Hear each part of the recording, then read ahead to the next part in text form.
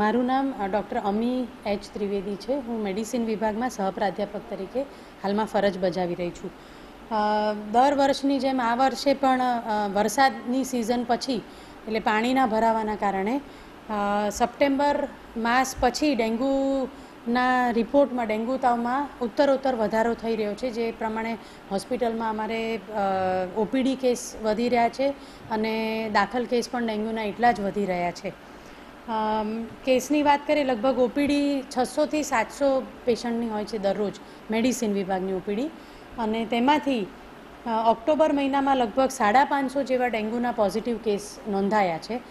અમુક stable patient જે હોય, જે ઘરે સારવાર લઈ શકે છે, તેમને અમે ઓપીડી પર સારવાર આપી અને ફોલોઅપમાં બોલાવીએ છીએ।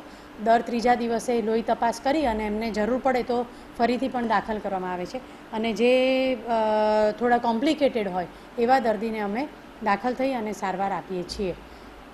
આ માસે ચાલુ મહિનામાં 1 થી 7 તારીખમાં લગભગ 160 જેટલા ડેન્ગ્યુના પોઝિટિવ કેસ નોંધાયા છે, જેમાંથી લગભગ 125થી 130 જેટલા દર્દીઓએ દાખલ થઈ અને ડેન્ગ્યુની સારવાર લીધેલી છે।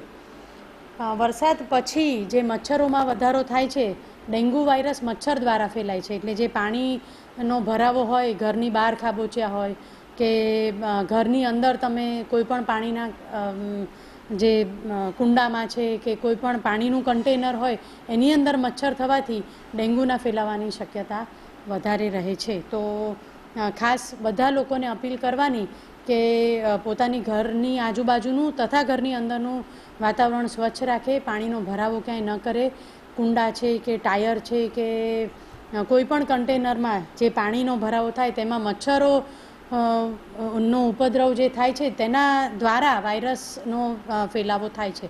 તો આનું ધ્યાન રાખી અને સ્વસ્થ રહે, અને બીજી વસ્તુ એ કે તાવ આવ્યો છે, સામાન્ય તાવ છે એમ કરી અને ઓવર કોન્ફિડન્સમાં લોકો ના રહે અને તાત્કાલિક સારવાર માટે અને લોહી તપાસ માટે કોઈપણ હોસ્પિટલનો કોન્ટેક્ટ કરે અને ડૉક્ટરની સલાહ મુજબ પછી આગળ સારવાર લે।